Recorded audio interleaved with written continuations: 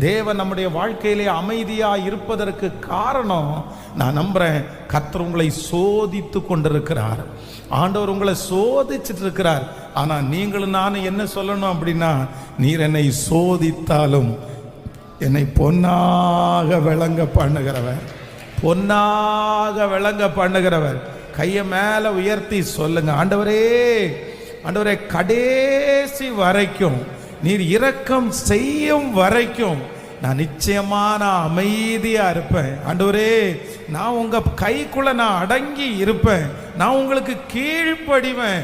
ஆண்டவரே, நீர் உம்முடைய அமைதியை விட்டு திரும்புகிற வரைக்கும் ஆண்டவரே, என்னிடத்துல என்ன ஒப்பு கொடுக்கணுமோ, என்னிடத்துல என்ன தாழ்த்தணுமோ, ஆண்டவரே, நான் என்ன ஒப்பு கொடுத்துட்டே இருப்பேன்.